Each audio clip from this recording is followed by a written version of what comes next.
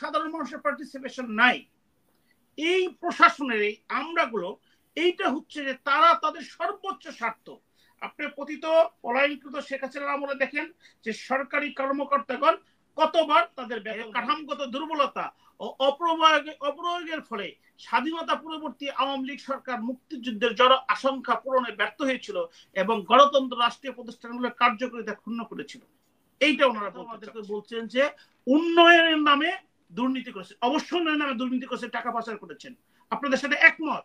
কিন্তু আপনারা উন্নয়নের নামে না, সত্যিকারে এই 11 মাসে একটা উন্নয়নের কথা বলে যে আমাদের যে মূল ফ্যাক্ট, আমাদের যে সমস্যা, সেটাকে সবাই আমরা ওভারলুক করেছি। এবং কোনো একটা বিষয়ের উপরে, যেমন বাসার যদি মালিক কোনো অন্যায় করে, আমরা বাসার ভিত্তর উপরে দোষ চাপিয়ে দিই, মালিককে সেভ করি। আজকে আমাদের দেশে পলিটিশিয়ানদেরকে কেউ পছন্দ করে না, করার কথা না, কারণ তারা যদি কোনো সুযোগে একবার এমপি মন্ত্রী হতে পারেন, তারা ইনশাল্লাহ সাকসেসফুল। ইভেন কি ওই জায়গায় যদি এমপি মন্ত্রী না হইতেন, উপদেষ্টা, ইভেন কি আমরা সমন্বয়কদেরকে দেখেছি, এবং কি যারা পলিটিক্যাল পার্টি মানে ক্ষমতাসীন পার্টির সাথে সম্পৃক্ত থাকে, তারা কক্সবাজারে যে আরামায়েশ করতেছেন। তো এই যে জায়গাগুলো কেন হয়, কি কারণে হয়, সেটা ছিল আমাদের মূল সমস্যা। সেই সমস্যাগুলো নিয়ে আমি সৈয়দ মাহমুদ মাহবুব সাহেব সিনিয়র হিসেবে আমি পিটিশনার হয়ে মহামান্য সুপ্রিম কোর্টে এই পতিত পলায়নকৃত শেখ হাসিনা সরকারের আমলে এই 7ই জানুয়ারির 2024 পর অনেকগুলো মামলা করেছি। আর একটা মামলা ছিল যে এই মহান সংবিধানের আর্টিকেল 7 খতে কেন নির্বাচন কমিশনারদের ফাঁসি হবে না দেশদ্রোহী। কারণ আমাদের যে নির্বাচন যে সংসদের যে আইন আছে, সেখানে একটা বোর্ডকে কনক্লুড করার জন্য অনেকগুলো ফর্মালিটিস আছে, সেগুলোকে তারা ইগনোর করে, তারা প্রিজাইডিং অফিসার, ডিসি, এসপি, তারপরে আপনার রিটার্নিং অফিসারকে ব্যবহার করে এই কাজটা তারা সুপারভাইজ করে একটা অবৈধ সরকারকে আমাদের যে অধিকার সেটাকে বিচ্ছিন্ন করে বসাইছে। এই জন্য তাদের ফাঁসি। কারণ যদি আপনি কোনো ক্রমে এই সংবিধানকে পরাভূত করতে চান, জনগণের আস্থা বিশ্বাসকে নষ্ট করতে চান, আপনার বিচার হচ্ছে দেশদ্রোহী। সাইড বাই সাইড যেটা বলতেছিলাম সেটা হলো যে এই যে ডিসি সাহেবরা, অন্যান্য রিটার্নিং অফিসার, হোয়ার আছে আমাদের কিন্তু নির্বাচন কমিশন আছে, তাদের নিজস্ব মন্ত্রণালয় এবং একটা ইন্ডিপেন্ডেন্ট ডিপার্টমেন্ট, তাদের কাছ থেকে কাউকে কখনো রিটার্নিং অফিসার বানানো হয় না। এসপি সাহেবরা হলো আপনার সেনাপতির ভূমিকা অবতীর্ণ হন আর সুপারভাইজ করেন আমাদের এই যে এখন যে এপিসি বাহিনী বলে আর্মি বাহিনীদেরকে। তো এরা আপনারা এই কাজগুলো এই পতিত শেখ হাসিনার আমলে যেটা এই জুলাই ঘোষণাপত্র 14, 18 এবং 24 কথা বলা হয়েছে, সেখানে কিন্তু কোনো সাধারণ মানুষের পার্টিসিপেশন নাই। এই প্রশাসনের এই আমরাগুলো, এইটা হচ্ছে যে তারা তাদের সর্বোচ্চ স্বার্থ। আপনি পতিত পলায়নকৃত শেখ হাসিনার আমলে দেখেন যে সরকারি কর্মকর্তাগণ কতবার তাদের বেতন বাড়িয়েছে, এবং ধারাবাহিকভাবে এই ইউনূস সরকারের আমলে দেখেন যে সেই অফিসারগুলো তাদের বেতন এবং সুবিধা কতগুলো বাড়িয়েছে। এখন যে রেভলিউশন যেটা বলা হয়েছিল, যেটা গণ অভ্যুত্থান, বুঝলাম যে শেখ হাসিনা ফ্যাসিস্ট, মানুষের অধিকার দেয় না, নির্বিচারে আমাদের ছাত্রদের হত্যা করেছে। আপনার এই টকশোর মাধ্যমে আমরা দিন রাত্রি কথা বলেছি, কিন্তু কোন জায়গায় শুধু শেখ হাসিনার উপরে চাপিয়ে দিয়ে সমস্ত জিনিসটিকে বাইপাস করা হলো। আরেকটা জিনিস করা হলো যে এই যে আমাদের বাচ্চা ছেলেগুলো, এখানেই বলবো, যারা 5 আগস্ট আরাম আয়েশের জন্য গিয়েছে, যারা বলে যে মুজিববাদকে মুর্দাবাদ করা হবে, কিন্তু বঙ্গবন্ধু দীর্ঘ 13 বছর জেল খেটেছেন এবং রাষ্ট্রপতি হওয়ার পরে একদিনও বঙ্গভবনে থাকেননি। ওই 32-এ থেকেছেন, ওনাকে তাকে অ্যাসোসিয়েট করা হয়েছে তার সপরিবারে। সেই ডক্টর ইউনূস সাহেবের মতো যমুনাও থাকে নাই। এগুলা কোনো বাংলাদেশের আমলে সৃষ্টি করা হয়নি, এগুলো সব পাকিস্তান আমলে নির্মিত, পাকিস্তান আমলের ভবন।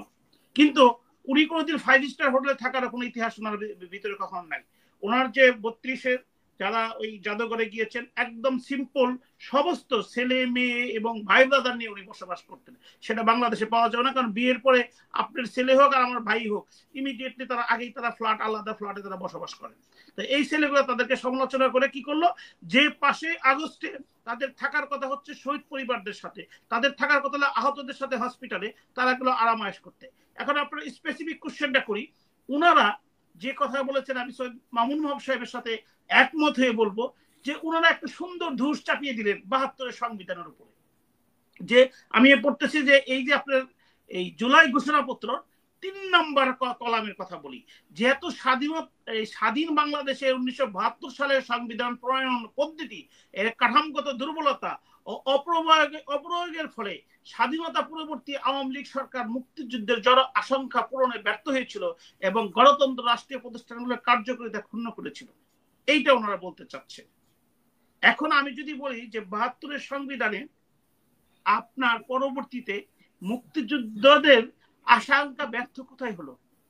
72-এর সংবিধানের যে ধারাগুলো অদ্যাবধি পর্যন্ত আর্টিকেল গুলো চেঞ্জ করা হয় না, তার মধ্যে একটা শুধু বলি, আর্টিকেল 14, যেটা হচ্ছে আমাদের দ্বিতীয় ভাগের রাষ্ট্রীয় পরিচালনার মূলনীতি, সেখানে ছিল কৃষক শ্রমিকের মুক্তি।